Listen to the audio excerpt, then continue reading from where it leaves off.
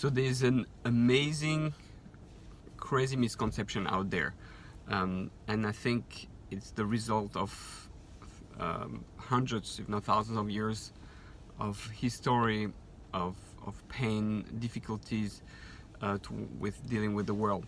So we have to understand. People ask, are Jews better than non-Jews? I heard that the non-Jews in the future, when the Messiah come, they're going to be slaves to the Jews. All types of stuff like that, and sometimes hearing rabbis quoting it. What does it mean?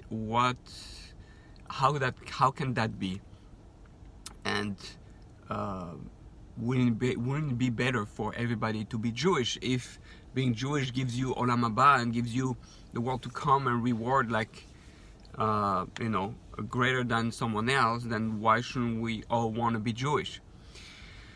So one thing we have to know is that we don't know exactly how the world to come is going to be.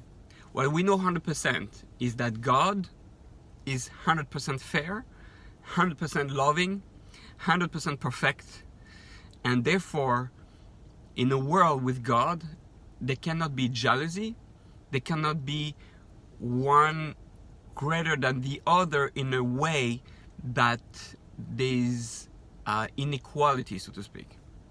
So let's try to understand a bit together. Originally, there was never supposed to be Jews and non-Jews. Originally, they were supposed to be one nation. Originally, there was supposed to be only men, not meaning men, male and female, the original man, Adam. Then there was a split. And obviously, there's a purpose to that. Everything was planned by God too, although man had free choice to go in the direction we went to. But let's try to understand.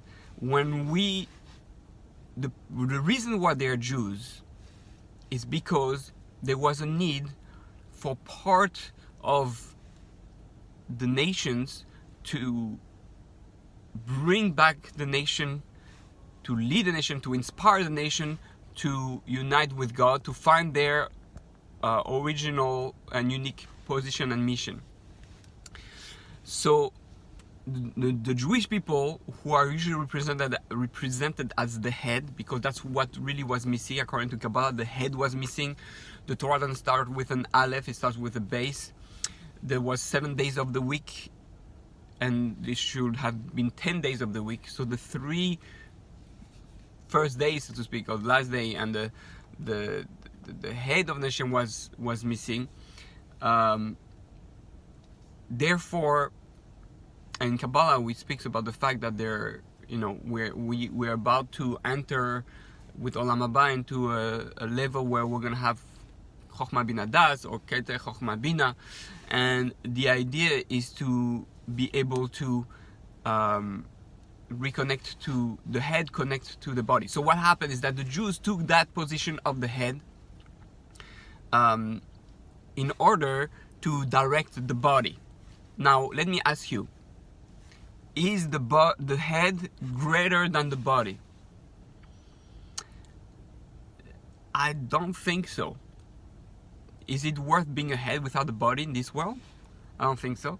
Is the soul greater than the body? Well, maybe it has its own uniqueness, but the soul cannot do anything, cannot earn Olam Haba without the body. And if we think of it like that, it's as if to say that Jews cannot earn Olam Haba without the non-Jews, right? Cannot get reward without non-Jews. The soul cannot earn its reward without the body. Now, let me put it in a more realistic way that's going to make us, I think, understand a deeper level. Who is greater, man and woman? No one is greater. Now, if we look at the woman in the house and preparing meals and doing all type of stuff to make the home, it will seem and appear, and that's how it happened for many centuries, unfortunately, that the woman is serving the husband. So is the woman the servant of the husband? No, God forbid. Unfortunately, for a while women were looked as second-class citizens. This is a reflection of the Jewish people and the non-Jews. The Jewish people and non-Jews are like a couple, and they're supposed to work with each other. And saying that one is going to serve the other is ridiculous, because what do you mean by serving? First of all, I'm serving God. Is that bad to serve God? Do I want to be God? Does a man want to be a woman? Does a woman want to be a man? Right? Each one has its own unique position and mission in this world. If you were an elephant, or if you were a wolf, would you want to be a lion? I don't think there's this debate in there. But lion is the king of the jungle, who is great, he's amazing, he's powerful. You want to be a lion? No, I want to be what my mission is. I want to be what I'm created for. So this whole confusion makes us believe that, oh yeah, the Jews are gonna the top. The Jews are not better than non-Jews, and the non-Jews are not better than Jews. Each one has its own unique mission, its own uniqueness, its own greatness, and each one has to fulfill its mission. But yes, here now it appears the Jews, because they are the ones bringing the Torah and bring the wisdom, that they're not greater. Yes, we need that, their insight, their responsibility, their mission, but we need also the world. If there is no, that's what, like they say, in order to have, the reason they are rich people, the reason they are poor people is so that they are rich people to be able to give, right?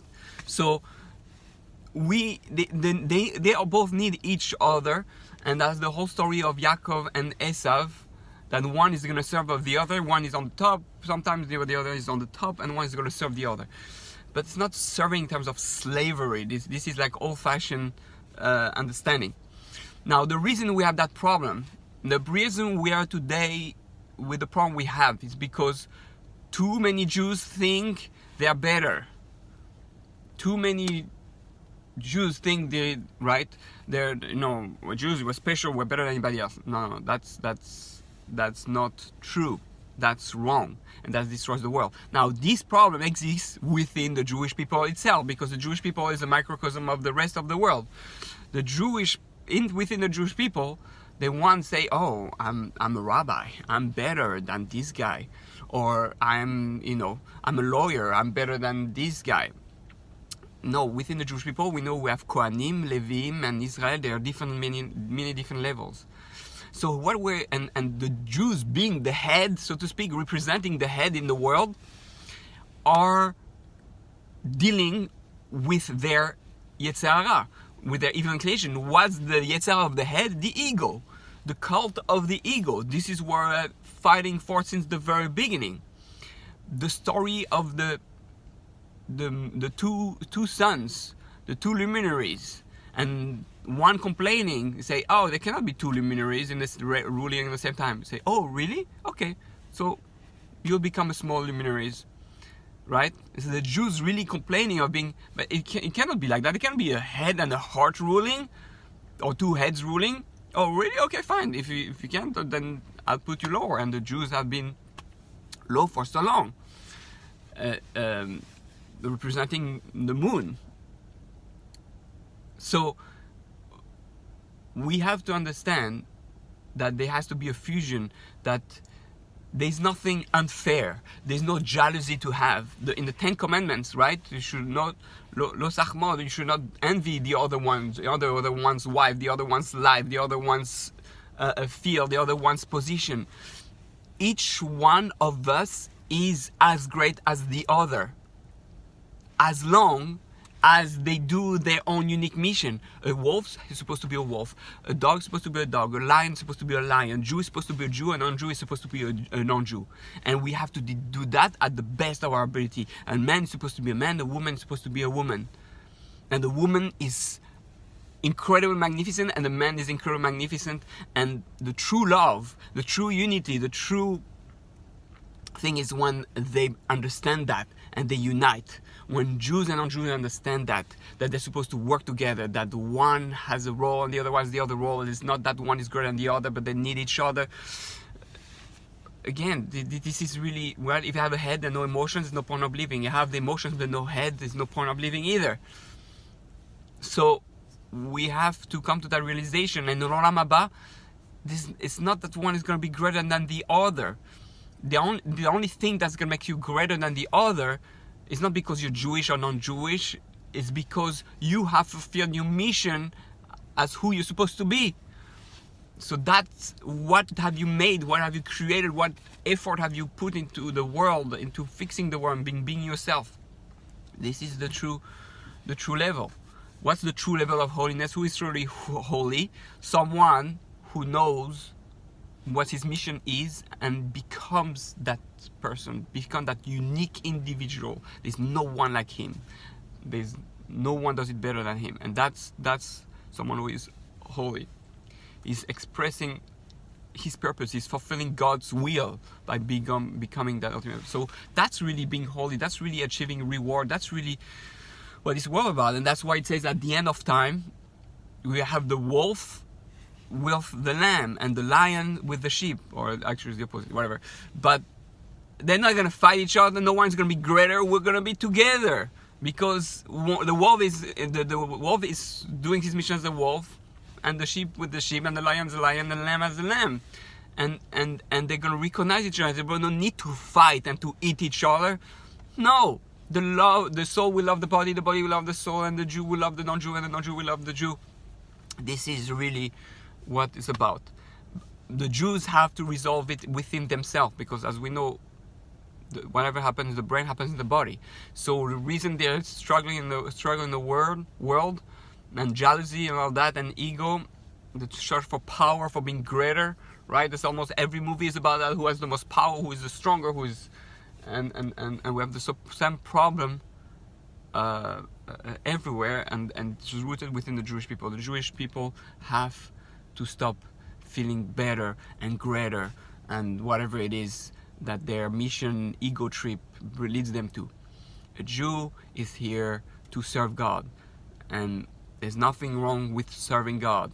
It's the greatest greatest thing in the world, the greatest position. And we're using the word serving. It's supposed to be one. Okay, that feels better, right? When you say serving into becoming one, what do I do to become one? So avodah, serving, means work. A Jew has to work to be one with God, and a non-Jew has to work to be one with the Jew, and the woman has to work to be one with the husband. It doesn't mean that it doesn't goes only in one way. There's the work, there's an effort. Everything is on multiple level, dimensional, and it on every level it repeats itself. So at the end, what's the end of the matter? The end of the matter is that we have to get rid of our ego, our jealousy. We have to celebrate who each one is, look at the good and the uniqueness at each individual, and that's how we're going to bring redemption. That's what Moshiach is all about. Moshiach is not going to bring redemption. We're supposed to bring redemption. Moshiach is just going to reveal the truth of how things are. You're this and you're that. Oh, okay, then, there's no need to fight anymore. I am who I am and you are who you are, and then we just do what we're supposed to do and we live in harmony. That's really what it's about. So may we all internalize those messages, become one with it, learn to love each other, destroy the part of our ego that is negative and that wants us to be better than anybody else. We all suffer from low self-esteem because we haven't found our uniqueness. And be careful. There's out there a lot of Erev Rav, so-called rabbis, who are gonna say things different than I'm saying. Now, I'm nothing. I'm just a simple guy who loves to learn Torah and try to come close to God. I just happen to be Jewish. Just that's my mission. But they are there. Something called Erev Rav, which are negative spirit or souls who looks Jewish. and we have within the Jews, and want to destroy the message that I said, who wants to show that we're better or whatever it is. Don't listen to that. Be very careful. We are all superheroes, and we all have to do our thing. You know, also, last example I like to give is, does a shoemaker wants to be a lawyer? If you like a real shoemaker, he doesn't want to be a lawyer. He loves doing that. He's an artist. He's great. Do I want to be president? I don't want to be president. No, I want to be a simple man Jew working. But does the president have much more power than me? Am I kind of serving the president, so to speak? Well, yes and no. But the president is not greater than me. He's great only if he does more effort in his life than me. So same thing with Jews and non-Jews. It's just a matter of understanding what my beauty is, what my greatness is. And I don't need to be someone else's beauty or greatness. I don't need to serve anybody. I am happy with my position. And then when we realize that, then we'll be all happy. We won't try to be someone else. If you're someone else, who is going to be you, right? So may we all be able, really, this is the key. And I wrote a little booklet. Anybody who wants that booklet, please send me your email, send it. I wrote a little booklet about how to find your mission in life. This is one of the most important things in the world, and everybody's looking for what he's here for, and that will lead you to find your mission. It's geared mostly to Jews, but there's most of the tools can be used also by non-Jews. So please feel free to ask. May we all love each other and be able to live in harmony and understand that we are all one big family in the world. And I just heard a very big secret from a rabbi, Ravdinovich, some of the thoughts that came from why is the 72 letter name of God is like 72. Wow, that's the super holy name. What's the special about number 72? So 72 represents the 70 nations, then Israel and God. That's the unity. When there will be unity between the 70 nation and Israel and God, then we'll have the 72 letter name. This is the unique secret, understanding that everything is going to be one, working in harmony. There's so much more to say. Is heaven better than earth? Or is earth so much better than heaven? We know for our sage that we don't want to go on to heaven, meaning, yes, it's amazing that, but here is where I can become who I can be. It's like the earth saying, I'm better than heaven, and heaven saying, being better than earth. No, like the body and the soul. It's amazing to be on earth, and we have to use everything. There's a time for everything, a mission for everything. So may we all be able to understand that there's tremendous energy, the greatest secret of spirituality, the greatest power of spirituality is hidden within the physical. The greatest power of the man is hidden within the woman. The greatest power of God is hidden within humankind.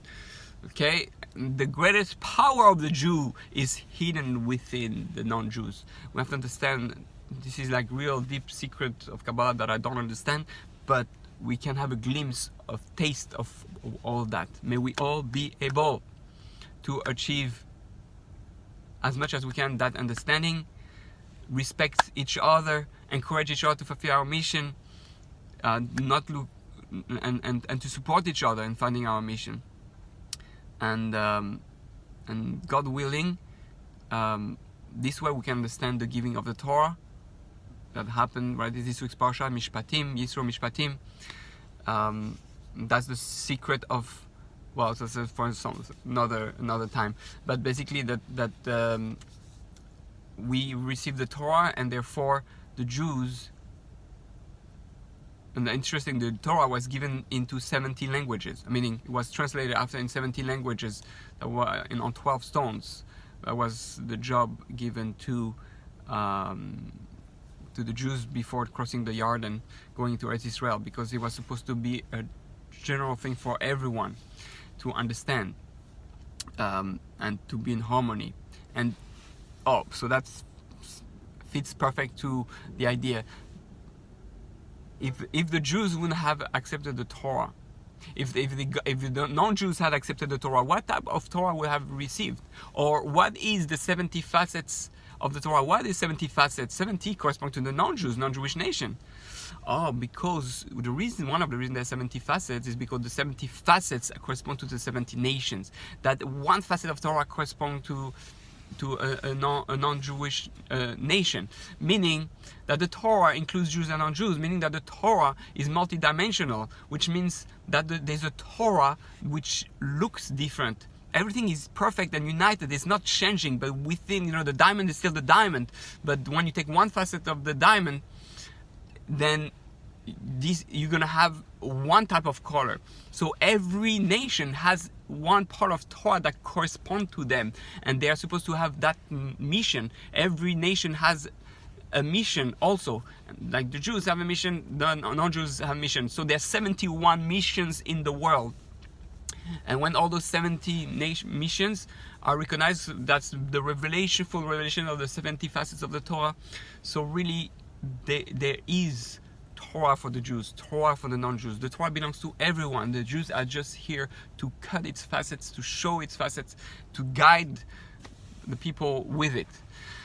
But there's a lot of work to do to reach that level. A lot of rabbis don't know how to teach those 70 facets to the 70 nations. But that's one of the reasons that we speak about the 7 Noachai's laws. 7 correspond to 70. It's always like that. The 10 commandments correspond to 613 mitzvahs, because the 6 plus 1 plus 3 is 10. But the 7 Noachai's laws correspond to the 70 nations. That's why there's 7. And 10 for the Jews, because the Jews correspond to the head. The 7 is the 7 spheres from the body, the 7 lower part of the body, and 3 correspond to the head. 3 spheres from the head, and that's the 10 commandments for those who know a bit of Kabbalah spherot.